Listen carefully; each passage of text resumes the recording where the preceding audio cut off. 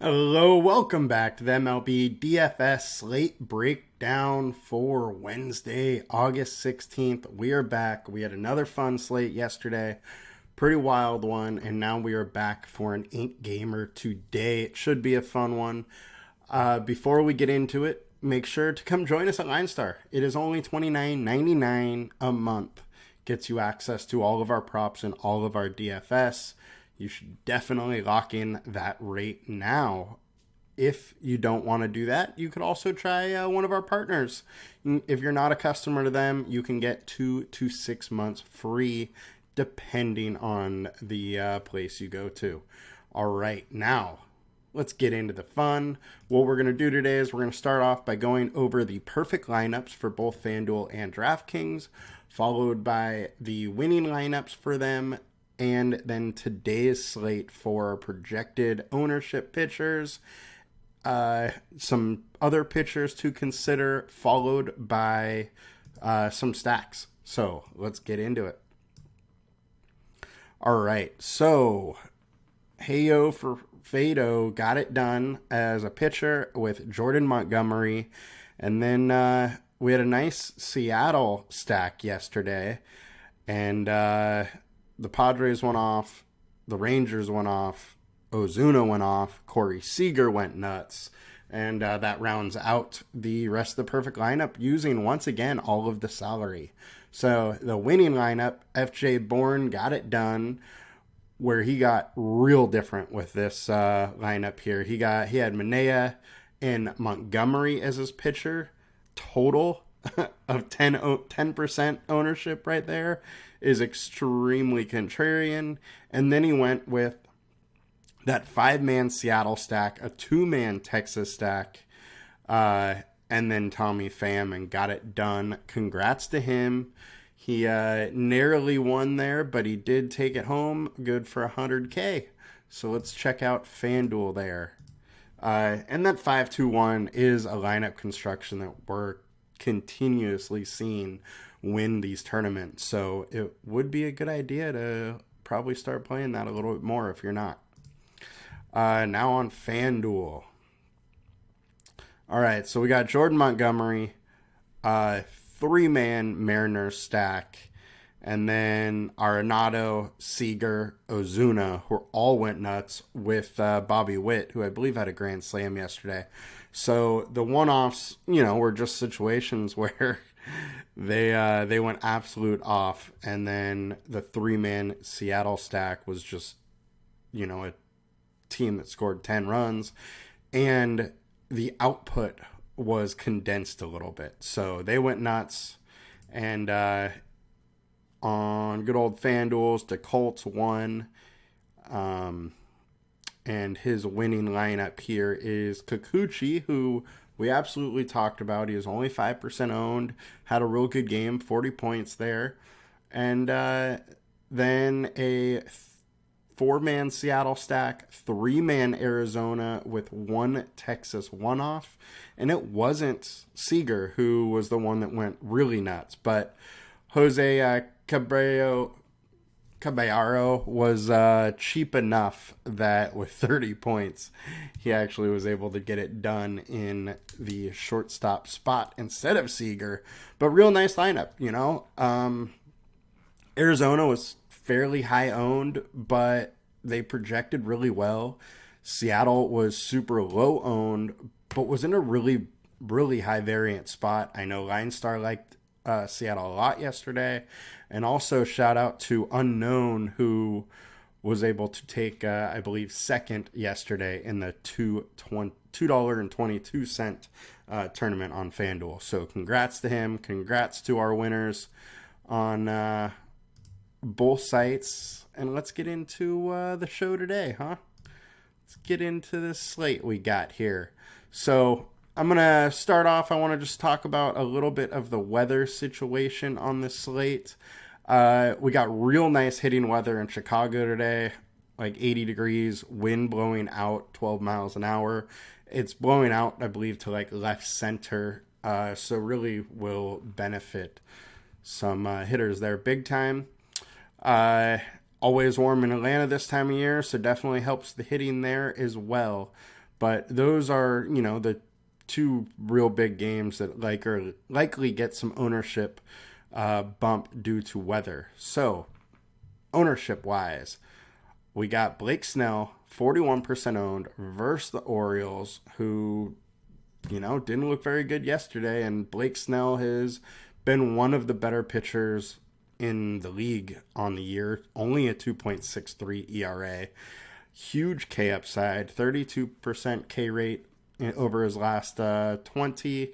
However, it's down a little bit to 27% over his last 5.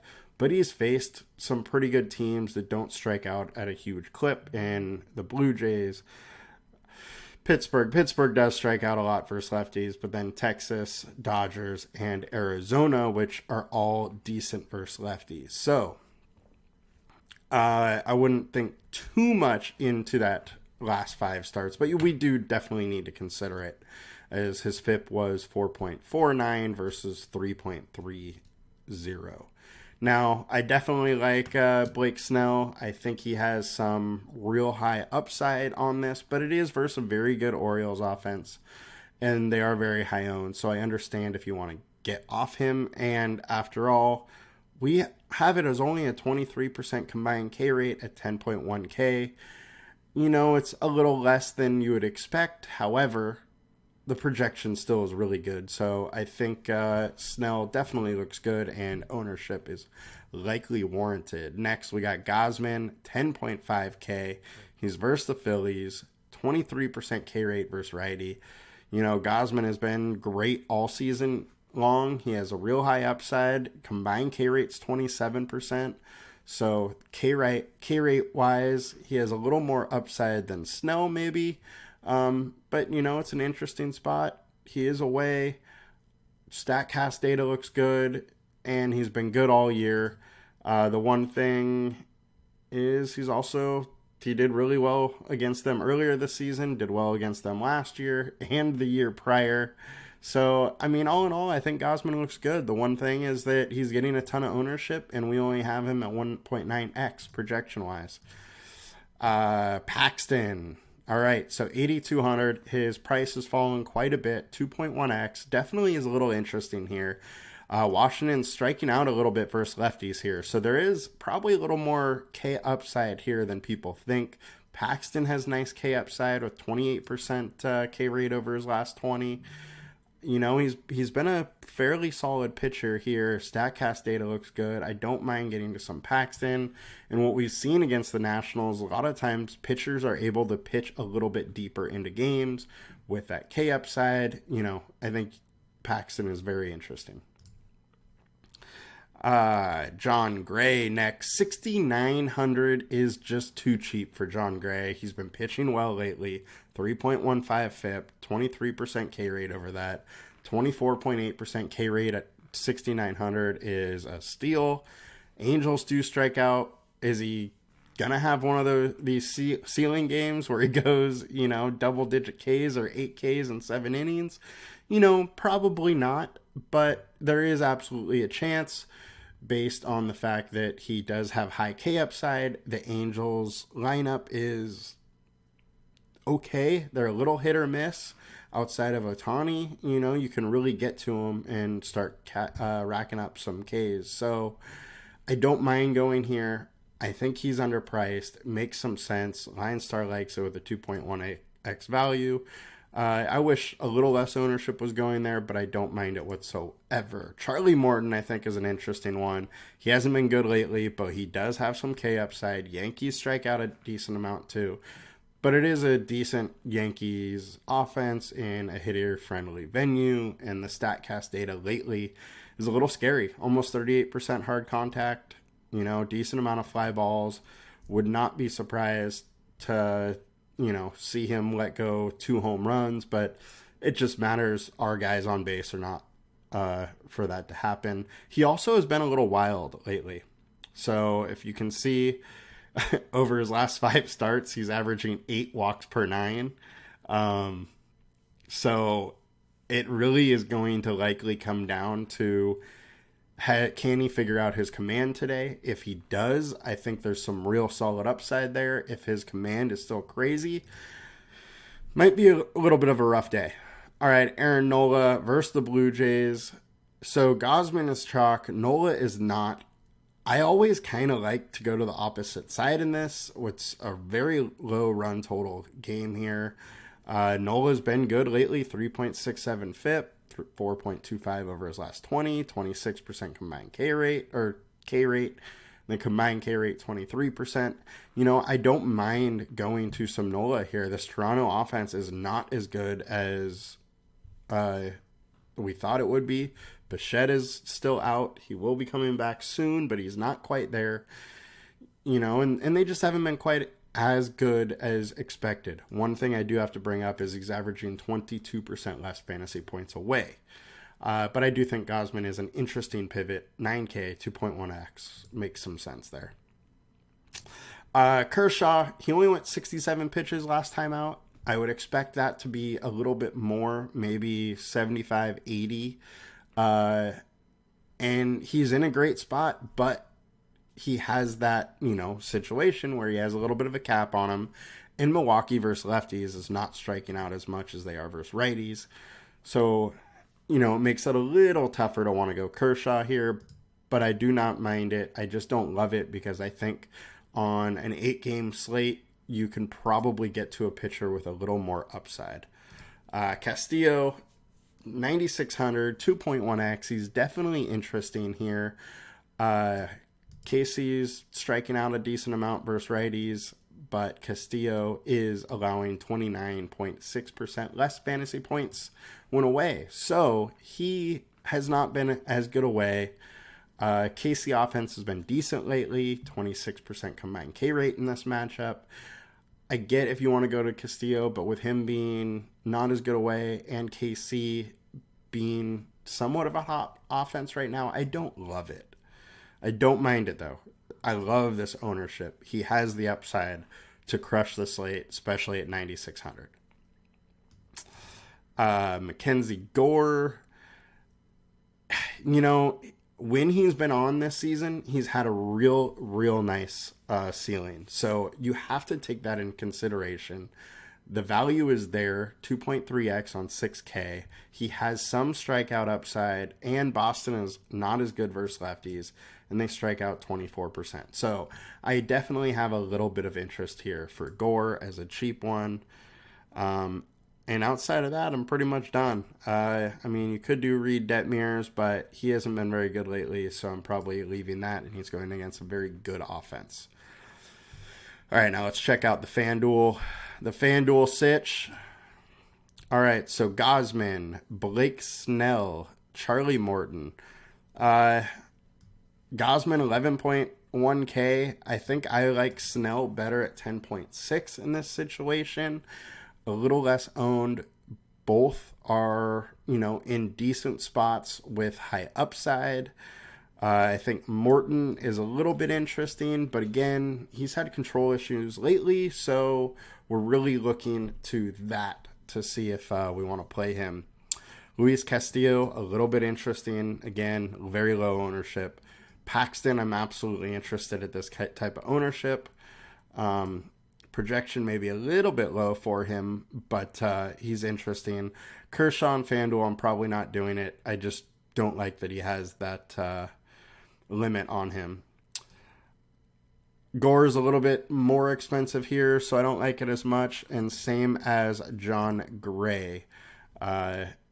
Gray does have some intrigue, though, because he is still underpriced. He's been pitching good lately. Had a really good game last game out. So I would consider Gray here. Interesting slate pitching-wise. Snell is probably in the best situation and my favorite pitcher. But you have to have some ownership with him. And, I might be following a little more ownership in the stack department than I normally am. And with that, it may force me off onto one of these other low-owned pitchers. But I will see about that later when I'm trying to construct my lineups, as I'm not totally sure yet which way I'm going to go. And that's the point of this show as a whole, too. It's just to kind of talk through and think through the situations and let you guys know a little bit of what I'm thinking earlier in the day. And what LineStar is thinking. Because that's what really matters. You got to follow your tools. All right, so highest projected owned stack for today is the Seattle Mariners. It makes a lot of sense to go here. They just went off last night. They've been hitting well lately. They've been a hot team. James McArthur is not a good pitcher, so it makes a lot of sense to go here. Not surprised everybody is going there. But it's not one of my favorite spots. So White Sox here, 112% owned, so a little bit less than Seattle, but way cheaper. And this is an game environment that I am very, very interested in. We're talking about, close to 80-degree weather, and the wind blowing out. And if you understand some of the dynamics of the stadiums, Wrigley, with the wind, plays way, way different. When the wind's coming in, the ball gets knocked down a lot quicker. When the wind is going out, that ball flies. So there's a much higher chance of home runs today at Wrigley. So I think you do need to consider the White Sox, and you do need to consider the Cubs today, as both are in decent spots. White Sox are getting much more ownership, which is interesting to me because I actually like the Cubs more. Clevenger is a fly ball pitcher, and that is who the Cubs are going against. And you put wind and fly balls together, and good things happen when it comes to fantasy sports. So Texas Rangers are the highest projected. They definitely are very interesting.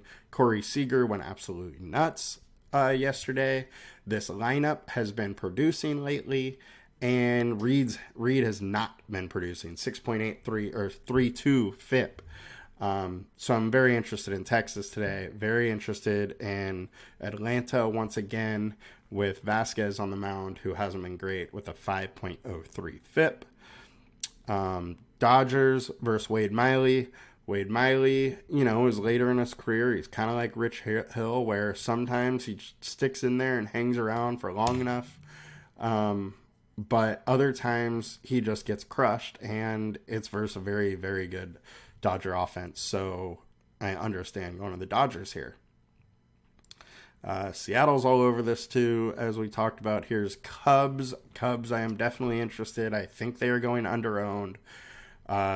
They've been stealing bases a lot. Clevenger allows a lot of steals. He also allows a ton of fly balls. So those are the two things that really, really rack up the fantasy points: is stolen bases and home runs. Clevenger is allowing both of those. So I think the Cubs are very interesting today. Definitely will have some. Click salary and not value.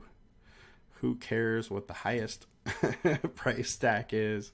All right, value wise here. So KC is propping as a value stack. As I said, they've been hitting really well lately. Castillo has not been as good away. So it does make some sense here to go to a very low owned KC. Would I go to a 5-man stack of them? Probably not, but I would say a 2-3 man, something like that is interesting.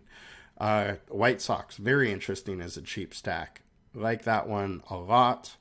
Yankees are a cheap stack. Morton can absolutely get hit, and weather's warm in Atlanta, so it makes sense there. And he's been letting a lot of guys on base, so that just breeds fantasy points.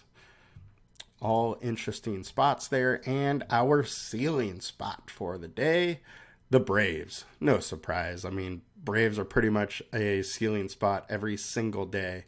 Cubbies are showing ceiling here as well. Very interesting to me. I like both spots there.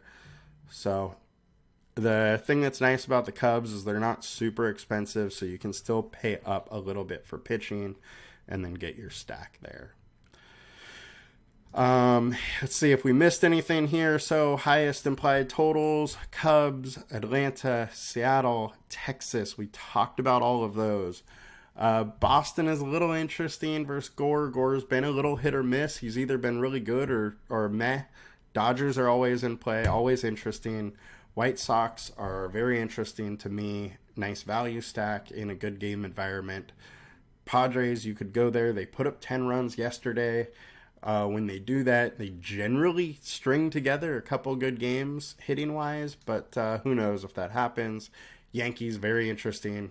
Morton's been allowing a lot of guys on base, which, can turn into runs very quickly. And John Gray hasn't been good, so some small angel stacks also are a little interesting. So that'll do it for us today. I will be back. Not sure if I'll be back tomorrow. I know there's not much baseball yesterday, but I do not remember how big the slate is. If it is 4 games or over, I will be back. If it's under, I am going to take the slate off there. So you guys have a good one. See you tomorrow, hopefully. If not, I'll be back Friday. Make sure to come join us at LineStar. And as always, like, comment, and subscribe. Good luck, guys. Bye.